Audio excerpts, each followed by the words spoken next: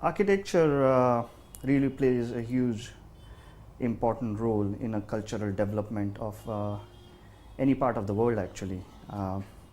In India also we have certain great amount of history of Indian architecture which is hugely influencing the foreign architecture also. Uh, in Europe and in US in 1920s somewhere around there the whole concrete thing started coming into architecture and the whole cement involvement was increasing in that area. That time it was mostly grey cement and concrete was very much on the basic stage, and but it created a huge leap in Manhattan, started creating the high-rise towers because of concrete, which was the biggest development. Now over a time we also have difference in cements, different in concretes, and now there is a huge development into white cement also, which has been around for good 50-60 years now. Definitely it created a huge difference in the finish. So white cement was used for most of the time where the finish and direct visibility was involved.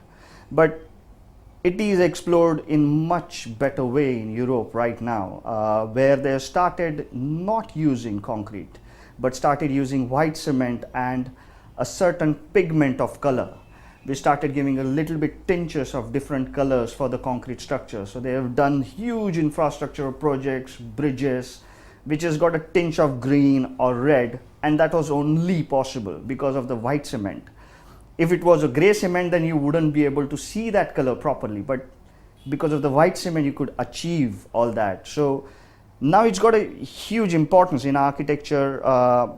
You can really take down your plastering, painting, all that cost could be taken out by using just white cement and a certain pigment of color or not, okay? But in a way it will be sustainable that way because you're reducing the materials. So that could be a very good way to look at it. Of course in India, Birla White is producing some really good quality white cement, and I have also used it, which is going to be a good background for experimentation in white cement in big scale industry now. They also got products like GRC, which is glass reinforced concrete, where they use white cement, but that is almost to produce a replica of a historical architecture, but in a modern way it could be used very well. So definitely the white cement future in India itself and in world looks like a great opportunity right now, and it needs to be taught in the college how the exposed concrete could be used and explored and reinvented, where the whole aspect of cement or white cement will be more and more and more. So definitely I see a great future for it, and hopefully let's see some fabulous building made out of it. I myself are experimenting few buildings with white cement. Hopefully you can see those also in coming few years.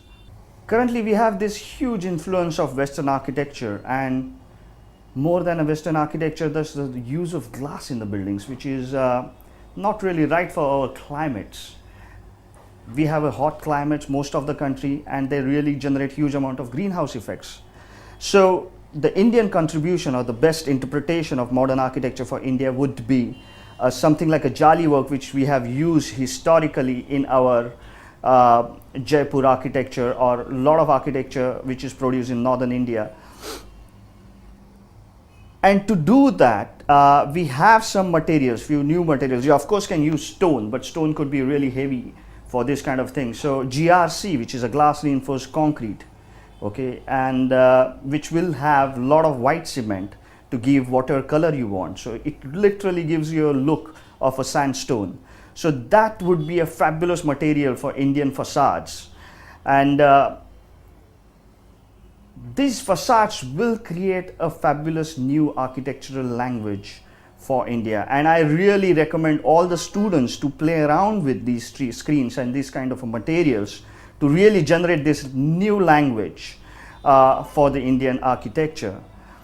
And I'm sure this GRC or even stone, both the materials they can explore to do so.